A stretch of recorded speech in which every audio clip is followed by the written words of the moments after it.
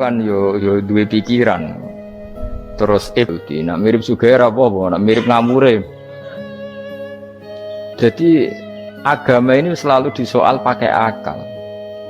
Jadi agama tanpa akal ya iso berdiri, tapi kalau terlalu bawa akal itu ya repot. Ya makanya tadi itu pentingnya riwayat. Seorang lagi pentingnya apa? Riwayat. Makanya coro Imam Malik itu gak suka sama agama di logika itu gak suka. Karena nanti orang yang punya logika terus merasa lebih punya otoritas terhadap apa? Agama. Ya wis sesuai ngono agama iku angel oleh nerangno sampean agama iku. Sampeyan saiki tak bedheki, Nabi Adam diusir konti. Swarga. Terus wargane Nabi Adam saiki didakoni. Mergo swarga iku luase sak langit bumi. Lah nek iku saiki didakoni ndi wong. Swarga lebih luas ketimbang langit. Kan enggak mungkin sesuatu yang luas diletakkan di yang sempit. So, akhirnya Mu'tazilah gak percaya anane swarga zaman Nabi Adam. Jadi swarga sing cerita Adam itu tidak sama dengan surga yang nanti arduhas samawati wal ard. Jare ahli sunnah yo sono. Lah ning ndi wis ra roh pokoke ono. Ya itu kan sama-sama terus diterusno wong debat. Ya sudah guys. Nek cara aku wis mlebu sik kok gampang nerangno nek wis bar roh. Secara teori kan gitu, ora roh kok nerangno sak usih. Bro. Ya sudah sampeyan bu swarga wae lagi apa? Lagi nerangno. Pas aku nerangno kowe ra ning swarga ya wis ra ketemu. Wis kono enak nang cangkem elek ngono wis aku ben nerangno kowe ra ning kono ya wis akhire kan. Apa cocokan sampeyan? Aku tak nerangno swarga lah sing kono ben nerangno neraka. Mergo roe neraka. Agama itu unik ya karena tadi apa ya, dari awal agama ini di kaum yakilun, tapi akal yang berlebihan itu ya mengganggu agama. Ya sudah, makanya saya ulang lagi itu riwayat ya, sebagian ini apa?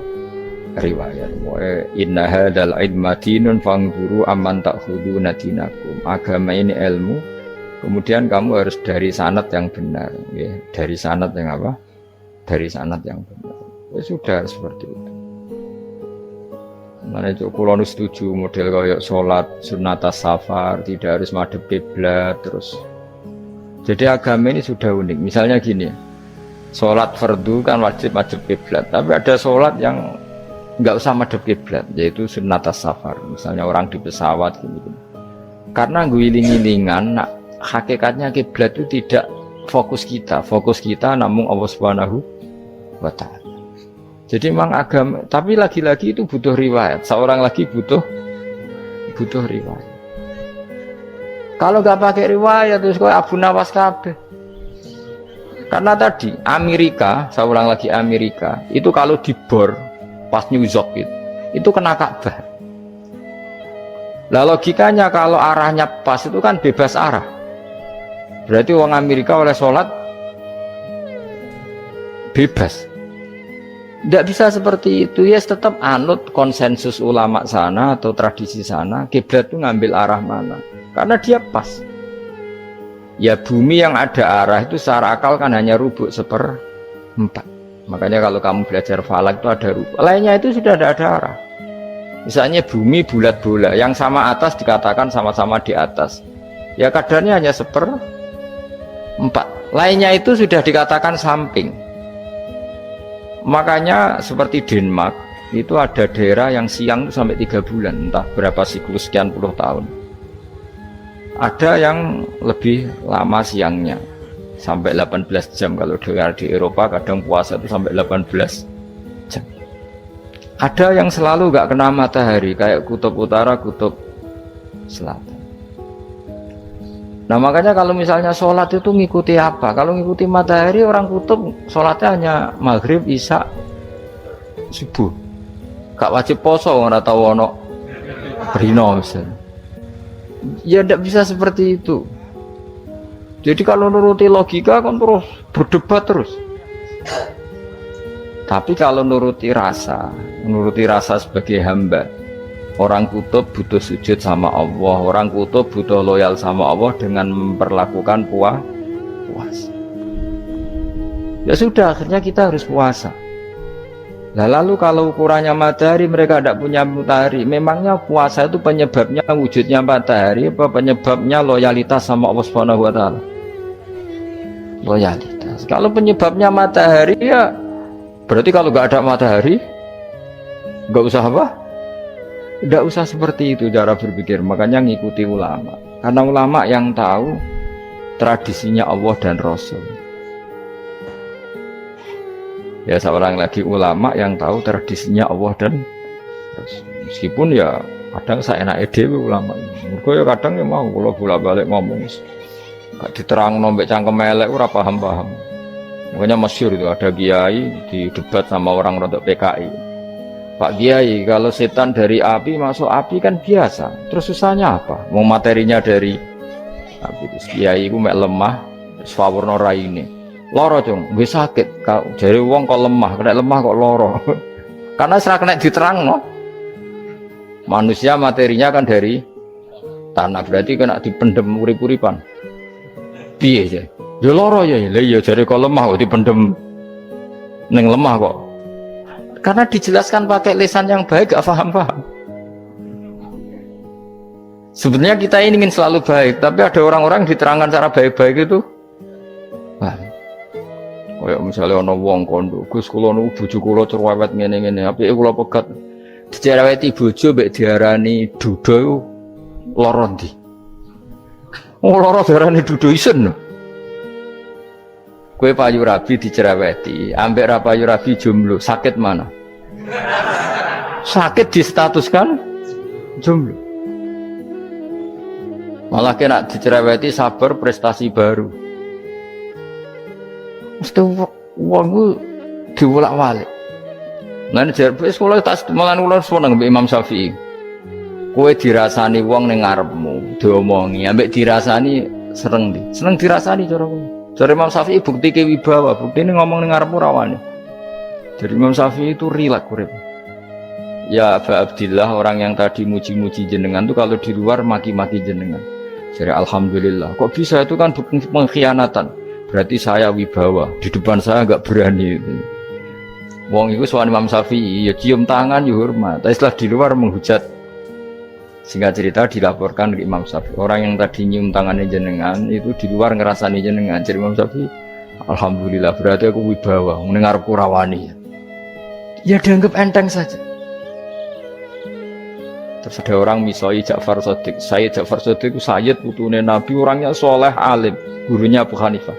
Di antaranya gurunya Abu Hanifah itu Sayyid Ja'far Shadiq. Itu kalau dihujat orang diomongin ini, dimaki-maki. Sampai ke rumah, pas mau masuk rumah, kamu masih ingin maki-maki saya? Iya, tak tunggu sampai selesai. Setelah selesai, sudah, sampun, sudah. Masih emosi orang, sudah. Kamu misoi saya berdasar apa yang kamu ketahui. Yang tidak kamu ketahui lebih banyak, maka saya tunggu. Izin sampai terus. Ketika ditanya, kenapa engkau sabar ketika jenengan saya pisui? Orang ini akhirnya tobat, mencium tangannya, mencium lututnya. Jawab saya Ja'far Shadiq ini. Aturahu tu'so kurhan, aturahu yu'so kurhan. Kowe ora ngrafaham kalimat itu, tapi tak terangkan ben dadi wali. Kowe roh pangeran? Ya tahu. Sing durakani pangeran tuh banyak enggak? Yang maksiati pangeran tuh banyak enggak? Banyak. Yang pangeran sing di langit bumi wae dimaksiati, apa meneh terima aku. Akhirnya terus jadi orang-orang soleh itu cara berpikir itu di luar kapasitas kamu. Apa ya? Mereka itu hanya Allah, taunya itu hanya Allah. Aku kan enggak egois, harga diri. Mana ada agama berdasar harga diri itu. Kalau dalam bahasa Arab menurut hamiyat al-jahiliyah itu gengsi nopo? Jahil. Makanya ketika saya berkali-kali cerita itu, ada seorang ulama dipanggil tetangganya nom Setelah sampai situ, sudah kembali, saya tidak butuh kamu. Setelah sampai rumah dipanggil lagi, sudah kembali lagi sampai 3 kali. Ulamanya tetap ceria, tetap nyaman. Ketika ditanya, kenapa engkau tetap nyaman? Wahai pemuda, kamu itu tetangga saya. Kata Allah dan Rasul, nak kue iman be Allah Rasul kon ngapiki tangga, lah kon ngundang aku ya teko. Ya seneng wong nuruti perintahnya. Ketika kamu nyuruh saya kembali, ya saya kembali. Memang itu keinginan kamu. Kue tanggaku, aku kon nurut be tangga. Aku ora urusane be kue. Aku mau nyaman be perintahnya. Oh, nangis pemuda tadi itu tobat. Kalau kamu kan warga diri, orang kok dipimpong. Nes gak bakat wali blas ya.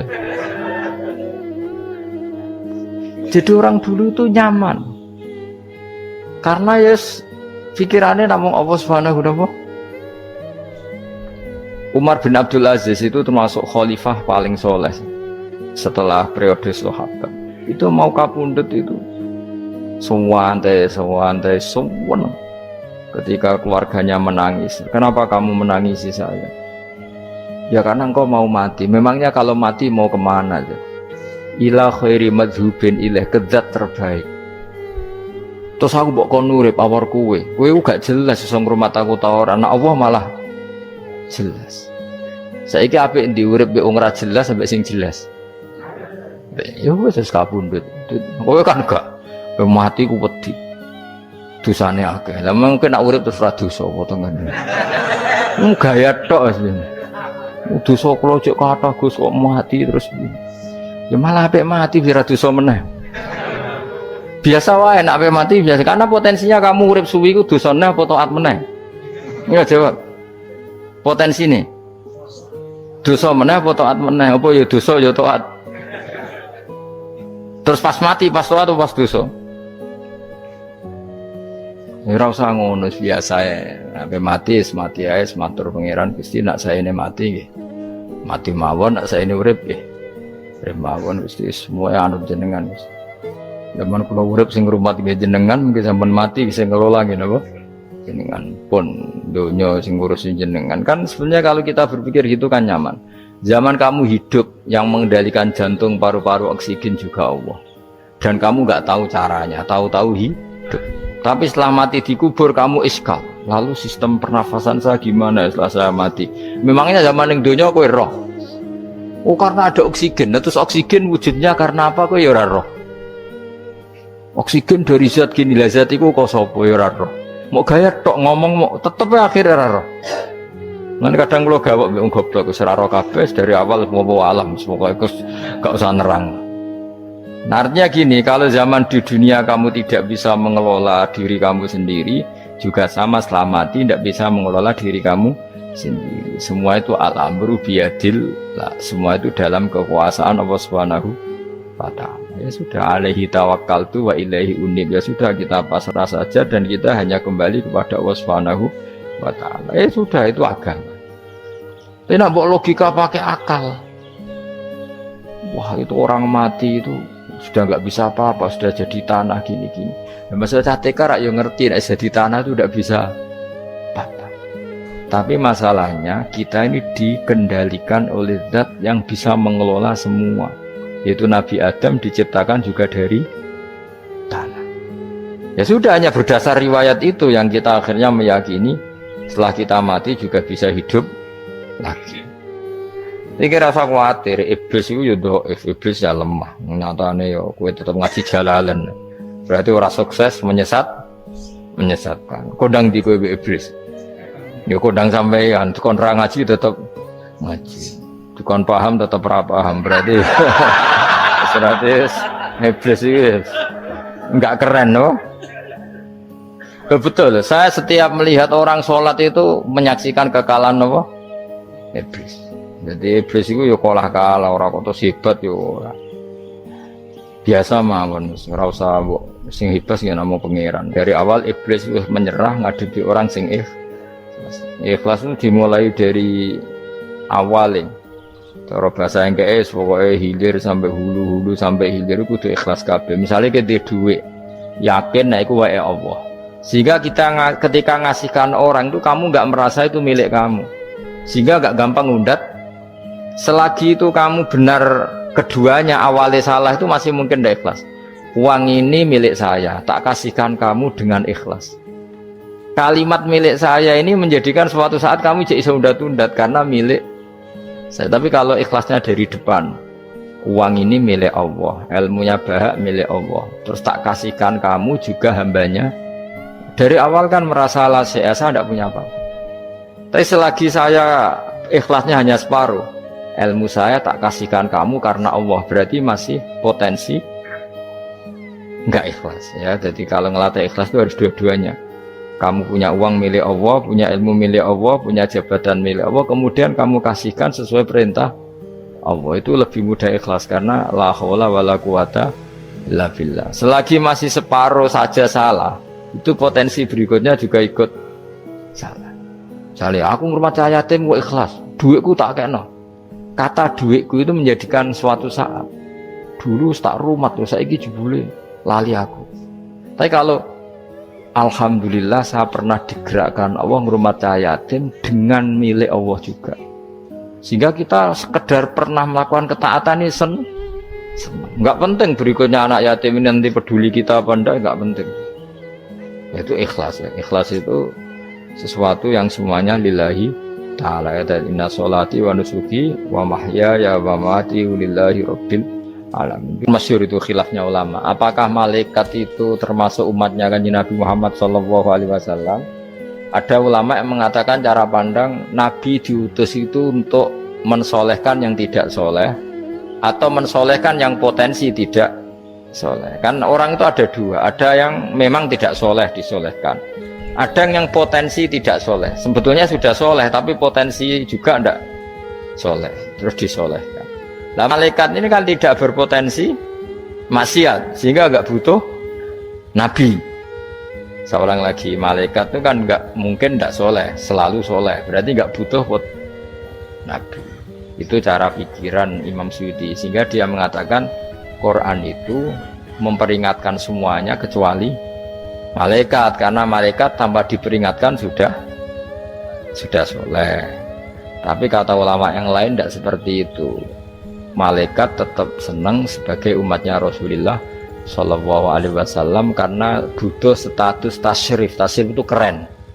Nanti ditakoki kowe melok kelompok isopo, melok kelompok Kanjeng Nabi Muhammad Shallallahu Alaihi Wasallam. Sehingga kalau nanti ditanya Allah, mimman anta misalnya, min ummati habibika Muhammad, itu keren. Kayak termasuk umatnya kekasihmu Nabi Muhammad Shallallahu Alaihi Wasallam. Lalu kamu ngikuti apa? Yo min ahsani kitabik, macam ngikuti kitab terbaikmu ya Allah. Sehingga mereka ikut umatnya Nabi bukan karena disolehkan tapi karena tasrif, satu kehormatan. Itu yang diikuti ulama. Tradisi kita ahli sunnah ngikuti yang pendapat itu, ngikuti bahwa malaikat pun suka dikategorikan umatnya Kanjeng Nabi Muhammad Sallallahu Alaihi Wasallam karena nambahi tasrif. Nambahi apa? Masyhur itu Imam Suyuti dalam hal ini kita ngikuti ulama mayoritas, bukan ngikuti yang ini. Masyhur kan Jibril ditanya, kan itu ketika Jibril ketemu Nabi Muhammad ditanya, untungnya apa kamu jadi safir? Safir itu kira-kira terjemahan bebasnya panitia saya. Jibril itu kan ya jauh dari langit turun bumi, dari langit itu kan jauh. Terus kamu untungnya apa? Karena Jibril itu tahu betul peristiwa yang pernah dilakukan Allah, yaitu kayak apa malaikat yang di langit bisa diusir karena kesalahan tertentu. Malaikat yang sok suci kayak siapa itu Harut Marut juga dihinakan seperti itu. Dan Jibril tahu betul Allah itu yafalu ma yasa. Jadi yang sekarang malaikat bisa saja jadi pokoknya tahu betul Allah bisa melakukan apa saja. Karena Jibril tahu betul Allah, karena dia ketua malaikat. Kan kita tahu misalnya ada sejarah siapa? Harut Marut, dari malaikat menjadi hina seperti itu. Jibril akhirnya tanya, ya sudah, Jibril punya apa, terus ditanya Nabi, kamu untungnya apa setelah jadi safir saya, jadi panitia yang ngurusi wahyu. Terus kata malaikat Jibril, saya tidak pernah merasa aman Apakah saya selalu dalam posisi ini, posisi terhormat, kecuali setelah menjadi safir, menjadi pelayan kamu ketika aku distatuskan oleh Allah, apa itu, innahu laqaulu rasulin karim dzi quwwatin inda dzil arsy makin muta'in sama amin. Terus ganti fa amin tu ba'du, baru setelah itu saya merasa aman bahwa posisi saya aman, karena Quran itu abadi ila yaumil qiyamah ila mala mi'adalah, semuanya Quran itu abadi, dan di Quran itu saya distatuskan muta'in sama amin. Berarti saya merasa aman, tidak akan dirubah kestatusan saya malaikat semenjak saya jadi safirmu. Intinya Jibril juga mendapat kehormatan karena ngitmai Quran. Paham ya? Makanya kita di sini mengatakan ini pendapat Imam Suyuti, tapi hampir semua ulama berpendapat apa? Malaikat pun ikut mendapat berkahnya Kanjeng Nabi Muhammad sallallahu alaihi wasallam. Jenenge napa? Berkah tasrif. Napa berkah napa? Tasrif. Jadi punya status kehormatan. Assalamualaikum warahmatullahi wabarakatuh.